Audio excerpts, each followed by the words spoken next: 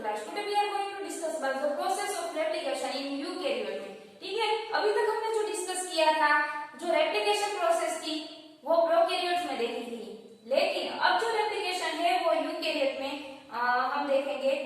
जो प्रोकैरियोट में जो रेप्लिकेशन की प्रोसेस थी, ठीक है, हमने जो एक्सपेरिमेंट किया था लास्ट टाइम, वो जो उसमें प्रूफ हुआ कि जो रेप्लिकेशन की प्रोसेस होती है वो सेमी कंजर्वेटिव टाइप की होती है.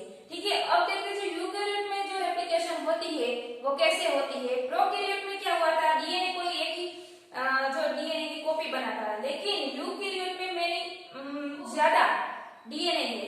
ठीक है, इसलिए वो ज्यादा डीएनए हो गए तो ज्यादा से ज्यादा डीएनए की कॉपी बनाएंगे. ठीक है, प्रोकैरियोट में कोई रेप्लिकेशन बबल्स एक ही बनता था, उसमें रेप्लिकेशन एक जो फोर्क बनता था वो एक ही बनता था.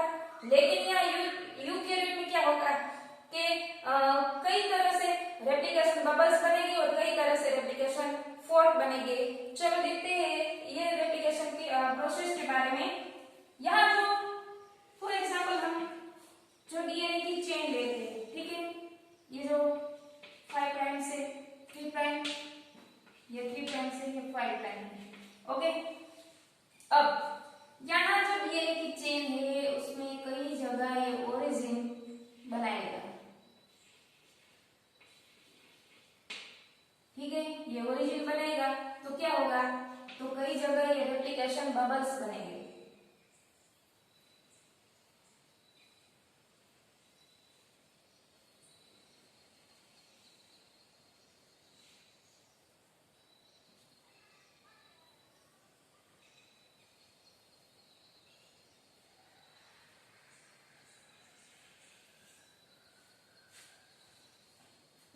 प्रोकैरियोट में क्या होता था, कोई एक ही बबल बनता था, ओरिजिन 1 ही बनता था. लेकिन यहाँ क्या होता है, डीएनए कितने सारे यहाँ पर डीएनए होते हैं, उससे ज्यादा से ज्यादातर उसकी कॉपी होती है, तो यहाँ पर भी बबल्स भी ज्यादा ही बनेंगे. ठीक है, सो ऑब्वियसली बबल्स ज्यादा बनेंगे तो रेप्लिकेशन फोर्क भी ज्यादा ही बनेगा.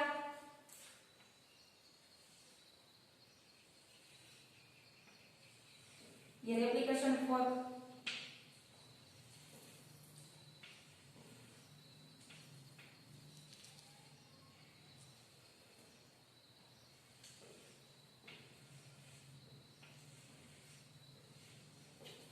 आपके ये बबल क्या है, ये रेप्लिकेशन फोर्क क्या है, तो मैं आपको शॉर्ट में समझा दूं. ये डबल हेलिकल चेन है डीएनए की. ओके, अब रेप्लिकेशन बबल्स तो क्या होगा, ये जो डीएनए की चेन है, ठीक है, ये जो डीएनए है, ठीक है, इस वाला और इस वाले को निकाल दे तो इतना ही पार्ट बचेगा. ऐसे तो क्या होगा, धीरे धीरे ये बबल स्टेप बनेगी. अब रेप्लिकेशन फोर्क क्या होगा, यहाँ पर बाइंडिंग है, ठीक है, यहाँ बीच से ये फोर्क बन जाएगा तो क्या होगा, ऐसा पार्ट हो जाएगा बबल्स का. ठीक है, बीच में से उसका हम ब्रेक कर दे तो ये फोर्क बन जाएगा. ये बात तो क्लियर हो गई. अब ये जो रेप्लिकेशन फोर्क होती है, ठीक है, यहाँ पर जो रेप्लिकेशन प्रोसेस होती है वो आपको समझनी है किस तरह होती है. तो यहाँ पर ये 5 प्राइम, ठीक है, ये 5 प्राइम से ये 3 प्राइम बना, क्योंकि हमने यहाँ से ब्रेक कर दिया तो ये भी अलग हो गया और ये भी अलग हो गया, और ये भी 3 प्राइम से 5 प्राइम बन गया. तो यहाँ पर क्या होगा, ये 5 प्राइम से ये 3 प्राइम से, सॉरी ये 5 प्राइम से यहाँ 3 प्राइम से, ये 3 प्राइम से और ये 5 प्राइम से. ठीक है, तो अब ये प्रोसेस होती है रेप्लिकेशन फोर्क में, वो हमें यहाँ दिखाई गई है. इस तरह ये रेप्लिकेशन प्रोसेस होती है. ठीक है, तो यहाँ जो रेप्लिकेशन प्रोसेस होती है, ठीक है, हम ये देखा था कि हमारा टेम्पलेट है. टेम्पलेट के बारे में आगे भी डिस्कस किया था कि टेम्पलेट क्या है, जिसकी कॉपी करनी है वो टेम्पलेट है. ठीक है, आपको जेरॉक्स मशीन हो, आपको कोई बुक की कॉपी करनी हो तो बुक आप रखो, वो हमारा टेम्पलेट है, वो जो कॉपी होगी. ठीक है, ये जो न्यू बनेगी. ठीक है, तो ये टेम्पलेट का काम करता है, ये टेम्पलेट है. और फिर ये जो हमारा न्यू डीएनए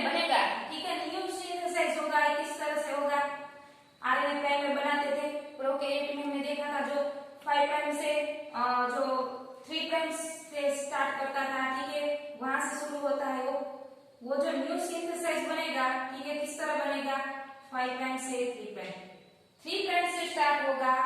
जो न्यू सिंथेसाइज की जो प्राइम्स होंगे वो 5 प्राइम से 3 प्राइम्स होगी, ठीक है, ये बात क्लियर हो गई। अब क्या होगा, यहाँ से 5 प्राइम से 3 प्राइम आएगा और जो न्यू सिंथेसाइज बनेगा, याद रखना वो ऑलवेज 5 प्राइम से 3 प्राइम होगा। तो यहाँ पर कैसे रेप्लिकेशन प्रोसेस होगी, यहाँ भी 5 प्राइम से 3 प्राइम्स आएगी, ठीक है। चलो तो अब इस प्रोसेस को देखते हैं। कुछ ऐसे वर्ड है, इसको पहले आप समझ लीजिए। जो रेप्लिकेशन प्रोसेस थी प्रोकैरियोट में, इसमें कई सारे एंजाइम थे, उसमें उसका इंपॉर्टेंट रोल था, ठीक है। यहाँ यूकेरियोट में रेप्लिकेशन प्रोसेस सेम ही होती है, थोड़ी डिफरेंस भी होती है, ठीक है। उसमें जो एंजाइम होते हैं वो एंजाइम डिफरेंट है थोड़े, ठीक है, और वो एंजाइम डिफरेंट हो गए तो इसका रोल होगा वो भी थोड़ा डिफरेंस होगा, इसलिए जो प्रोसेस होती है वो थोड़ी चेंज हो जाएगी। तो चलो इस टर्म के बारे में देखते हैं। जो एंजाइम है, ठीक है, वो क्या क्या रोल करता है। First of all RPA, replication protein A, ठीक है, उस आरपीए एंजाइम है, वहां से जो आरपीए एंजाइम होता है, ठीक है, वो इनिशिएशन काम करता है। जो रेप्लिकेशन की प्रोसेस होती है, शुरुआत का जो पार्ट होता है उसे इनिशिएशन कहते हैं, ठीक है। फिर पिछले है जो प्रोलिफरेटिंग सेल न्यूक्लियर एंटीजन है, ठीक है, वो एंड आरएफसी, ये दोनों का इंपॉर्टेंट रोल होता है। पीसीएनए एंड आरएफसी जो रेप्लिकेशन फैक्टर कॉम्प्लेक्स, ये दोनों इलोंगेशन प्रोसेस में इंपॉर्टेंट एक रोल होता है, ठीक है। ये जो इलोंगेशन प्रोसेस होती है, जो बीच वाला पार्ट होता है, ठीक है, उसमें। फिर ये जो डीएनए पॉलीमरेज 5 टाइप के हैं, हमें जो प्रोकैरियोट में डिस्कस किया था कि जो डीएनए पॉलीमरेज 1 2 3 है, ठीक है, उसकी जगह ये 5 डीएनए 5 टाइप के ये डीएनए पॉलीमरेज है।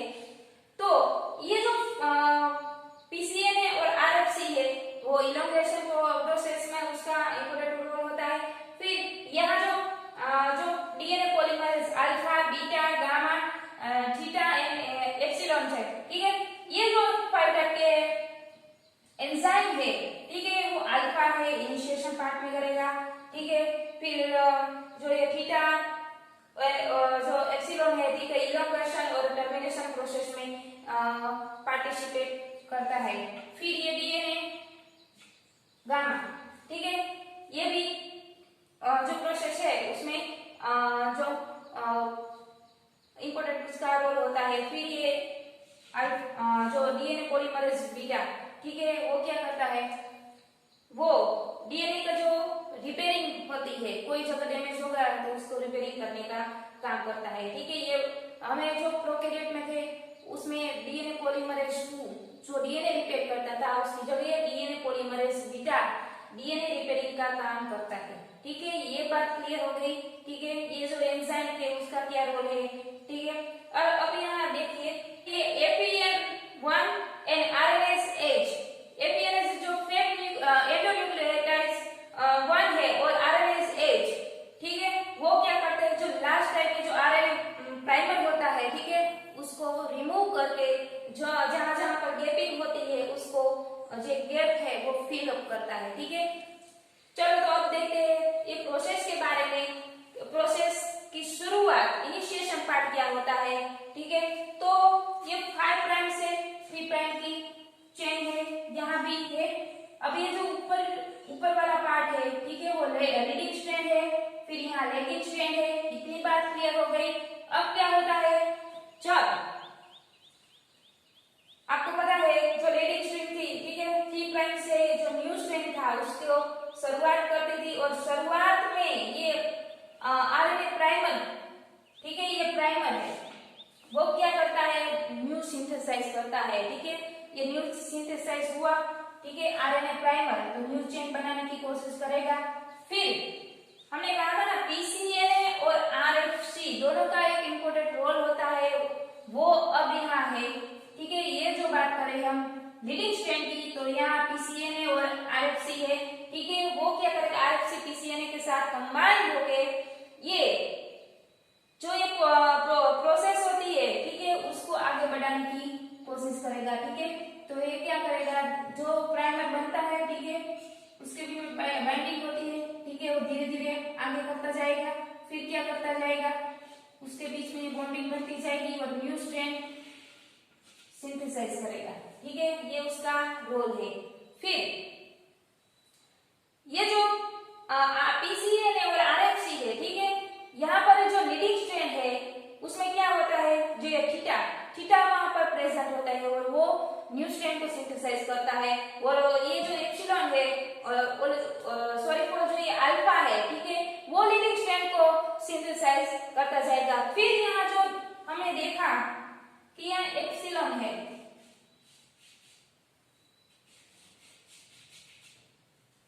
तो क्या होगा, कई कई जगह पर जो फिलअप गैपिंग होगी, ठीक है, वो न्यू सिंथेसाइज को आगे बढ़ाने की कोशिश करेगा। फिर ये जो प्रोसेस धीरे धीरे आगे बढ़ती जाएगी और ये जो बाइंडिंग होता जाएगा, इस तरह से हमने कहा था, जो यहाँ से 3 प्राइम से शुरू होगी, जो नई स्ट्रैंड बनेगी वो 5 प्राइम से ऑलवेज 3 प्राइम तक बनेगी।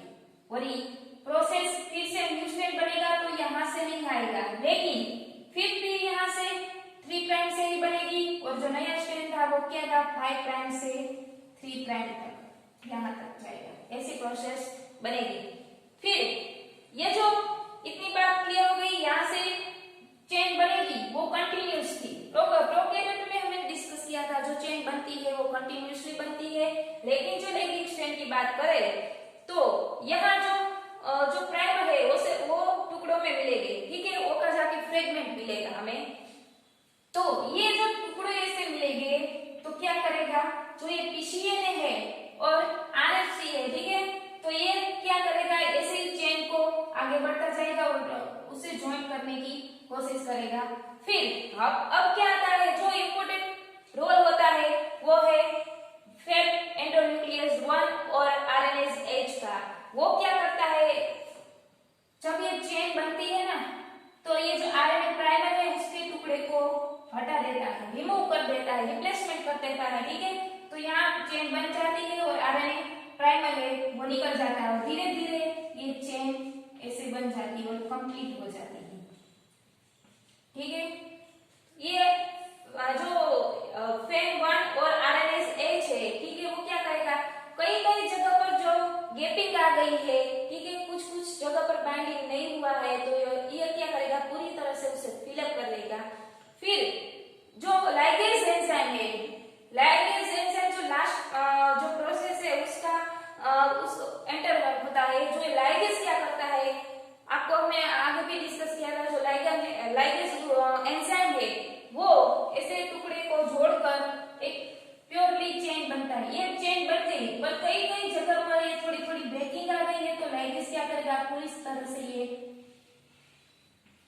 जो निक वाली चेन होती है, ठीक है, निक कट हो गया है, तो इसे एकदम स्ट्रेट जो न्यू स्ट्रैंड बनी है उसे जो न्यू स्ट्रैंड को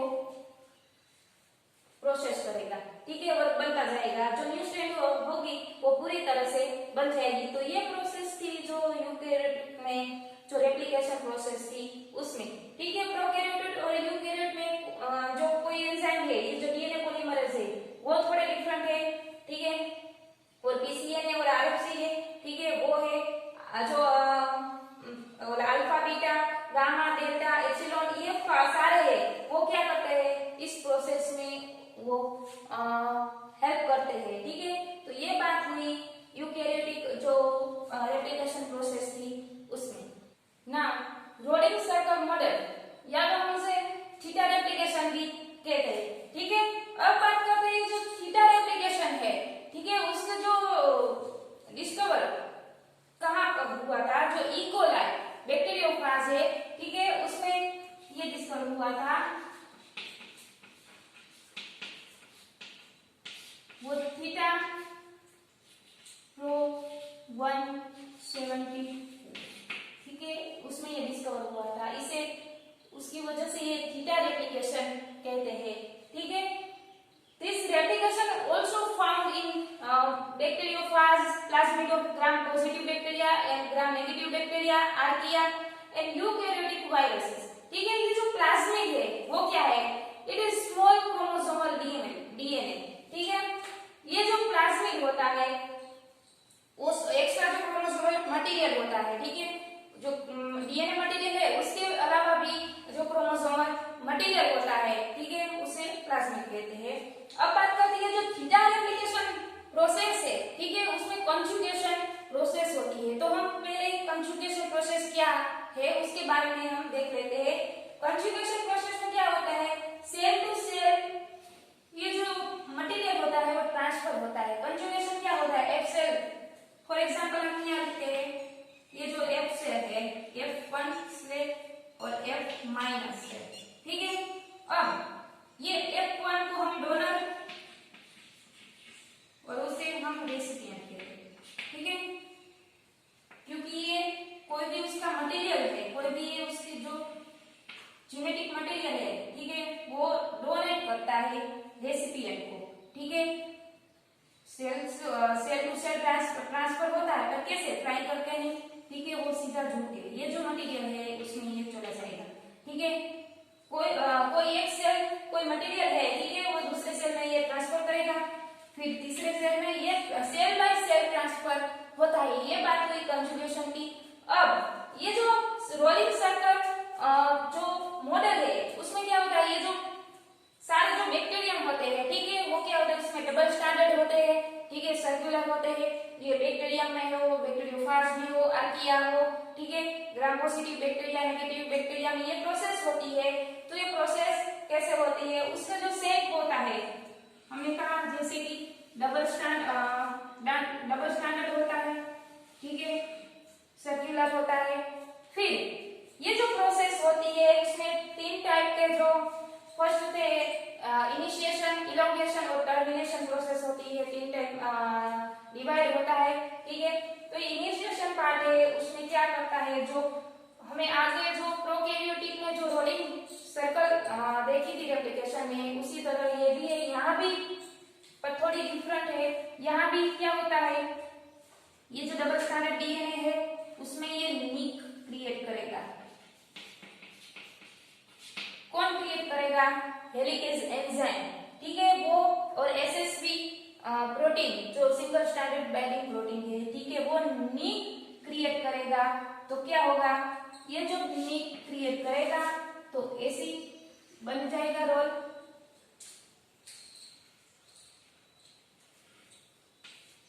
ये रोल ऐसे बन के जाएगा, ठीक है। अब जो इलोंगेशन की प्रोसेस होती है तो क्या करेगा, ये 5 प्राइम है और 3 प्राइम है। तो इनिशिएशन में जो डीएनए हेलिकेज है वो उसका रोल होता है, इलोंगेशन और टर्मिनेशन की प्रोसेस होती है, उसमें डीएनए पॉलीमरेज 3, ठीक है, वो क्या करता है, जो ये जो 5 प्राइम है, ठीक है, ये 5 प्राइम है, उसे क्या करेगा, रिप्लेस करेगा। मतलब कि ये जो 5 प्राइम है वो रिप्लेस होता जाएगा और जो ये 3 प्राइम है उसकी जो ये प्रोसेस होती जाएगी वो प्रोसेस करेगा। तो क्या करेगा, यहाँ से न्यू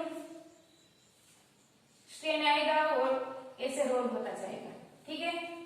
तो ये आगे की प्रोसेस कैसे होती है, ये कौन करेगा, पॉलीमरेज 3, ठीक है। तो अब उसकी ये जो स्ट्रक्चर है वो कैसा होगा, धीरे धीरे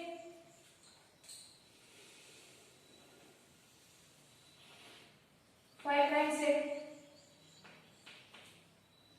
3 प्राइम है, ठीक है, और ये जो बीच वाला है, तो क्या होगा, यहां से जब जो रिप्लेसमेंट होता है और फिर यहाँ 3 प्राइम से न्यू स्ट्रैंड एंटर होता है, ठीक है, फिर यहाँ जो ये कॉम्प्लीमेंट्री स्ट्रैंड आएगा, ठीक है, ये कौन करेगा, पॉलीमरेज 3, ठीक है, नया स्ट्रैंड को साथ और सिंथेसाइज करेगा और जो ऊपर वाला जो डीएनए 5 प्राइम्स था, ठीक है, उसे रिप्लेस करेगा। तो ये धीरे धीरे क्या करेगा, ऐसे बन जाएगा। ये जो 5 प्राइम की बात करें और ये जो नया स्ट्रैंड है, ठीक है, वो 3 प्राइम है, ठीक है, तो ये क्या करेगा, ये तो रोल में से आता है, ठीक है, लीनियर बनते जाएगा और ये बीच वाला है, ठीक है, तो क्या करेगा, धीरे धीरे से ये शेप में बन जाएगा। ठीक है, तो फिर ज्वाइंट हो जाएगा। तो हमें ये दूसरे वाले की बात करें तो ये जो 3 प्राइम से यहाँ पर आता था तो क्या होगा, वो भी ऊपर से आगे रोल हो जाएगा। ठीक है, ये बीच वाले की बात करें 3 प्राइम वाले का, और ये 5 प्राइम वाले की बात करें तो ये 5 प्राइम वाला क्या था, ऐसा था, और नया एंटर हुआ था वो कैसा होगा, वो भी ऐसे बन जाएगा, और ये ऐसे बन जाएगा। तो लास्ट में हमें जो डीएनए के 2 फॉर्म मिलेंगे। ये सिंपल सी प्रोसेस है। ठीक है, इसमें कुछ ऐसा नया नहीं है कि जो डबल स्टैंडर्ड डीएनए था, ठीक है, उसमें नीड क्रिएट करता है, हेलिकेज करता है, फिर जो 5 प्राइम्स होता है, ठीक है, वो रिप्लेसमेंट होता है, धीरे धीरे ये दूर हो जाता है, और 3 प्राइम से नया स्ट्रैंड आता है। ठीक है, नया स्ट्रैंड आता है, वो सर्कल टाइप की जो ये स्ट्रक्चर बनाता है। ठीक है, ये जो स्ट्रक्चर बनाएगा, और ये 5 प्राइम है, रिप्लेसमेंट होता जाएगा, उसको कौन करता है, पॉलीमरेज 3। ठीक है, फिर ये 2 ऐसे हमें डीएनए फॉर्म मिल जाएंगे जो 5 प्राइम का है। ठीक है, धीरे धीरे ये बन जाएगा, न्यू स्ट्रैंड है, न्यू कॉम्प्लीमेंट्री जो स्ट्रैंड आता है, ठीक है, वो भी राउंड सर्कल जो करेगा। ठीक है, ये बात हुई 5 प्राइम की और 3 प्राइम की, लास्ट में हमें ये 2 स्ट्रैंड मिल गए। ठीक है, तो ये सिंपल सा मॉडल है थीटा रेप्लिकेशन के बारे में। Now D loop method of replication, मतलब कि डी लूप की मेथड क्या है, मतलब कि डिस्प्लेसमेंट लूप, इसे हम शॉर्ट में डी लूप मेथड भी कह सकते हैं। ठीक है, ये जो डी लूप मेथड होती है वो किसमें होती है, माइटोकॉन्ड्रिया होती है। ठीक है, और क्लोरोप्लास्ट, दोनों में ये प्रोसेस होती है। अब ये जो डी लूप मेथड होती है वो ममल्स में भी पाई जाती है। सो ये डी लूप मेथड में क्या है, या फॉर एग्जांपल हम ये डबल स्टैंडर्ड जो सर्किल है, ठीक है, यहाँ 2 स्ट्रैंड है इसलिए डबल स्टैंडर्ड कहते हैं। ठीक है, ये जो सर्कुलर है, ठीक है, ये उसमें 2 चेन होती है, एक हेवी चेन और दूसरी लाइट चेन। उसे हेवी चेन और लाइट चेन क्यों कहते हैं, क्योंकि जो हेवी चेन है, यहाँ में शॉर्ट में लिखती हूँ, जो हेवी चेन है, ये जो उसका जो कंटेंट होता है, प्यूरिन कंटेंट होता है, वो हाई होता है। उसमें जो प्यूरिन होते हैं उसके कंटेंट में एडेनिन,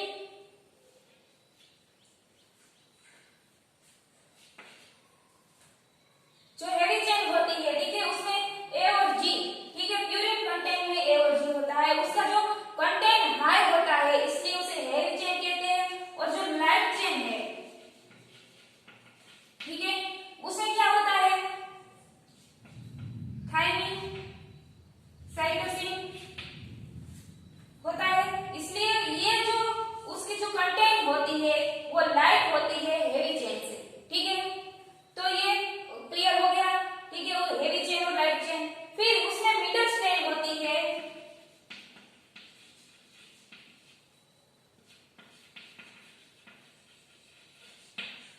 ये मिडल स्ट्रैंड कहां पर होती है, यहां पर होती है। जो ये रेप्लिकेशन जो प्रोसेस होती है, ठीक है, उसे जो प्राइमर की तरह इसका ये रोल होता है। सो ये रेप्लिकेशन प्रोसेस कैसे होती है, फर्स्ट ऑफ ऑल हम देखते हैं यहाँ पर ये डी लूप मेथड कैसे बनती है। तो यहाँ पर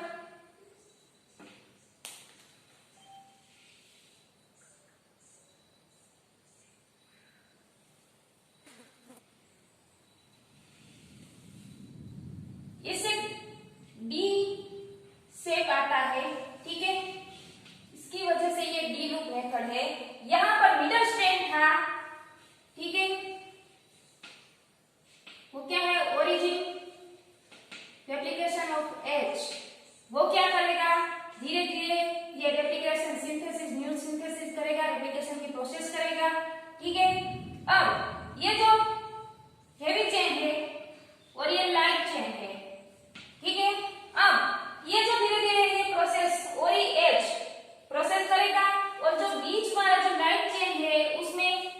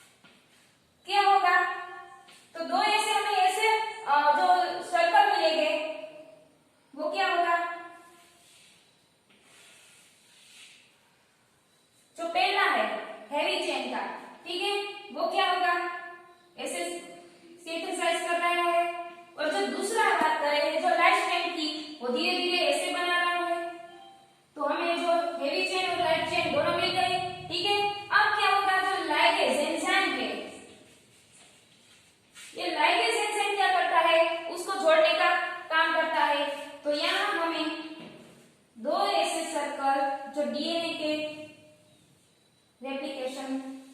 रेप्लिकेट हुए हैं वो ऐसे मिल जाएगी, ठीक है। लेकिन यहाँ एक बात और है, यहाँ जो लाइट हेवी चेन थी, ठीक है, उसमें ये जो सिंथेसाइज कर रहा था वो लाइट चेन में कर रहा होगा, ठीक है। तो ये क्या बन जाएगी, लाइट चेन में बन जाएगा। और उसके जो न्यू सिंथेसाइज है वो हेवी चेन में बना रहा था, तो ये हेवी बन जाएगी, ठीक है। ये सिंपल सी एक रेप्लिकेशन है जो डी लूप मेथड है, ठीक है। तो ये जो हमारे यूनिट का जो लास्ट पोर्शन था, ठीक है, डी लूप मेथड। तो हमारा जो अब नेक्स्ट लेक्चर में हम जो जीन एक्सप्रेशन और रेगुलेशन है इसके बारे में हम डिस्कस करेंगे। सो गाइस, इस लेक्चर में बस इतना ही। Thank you so much and keep reading.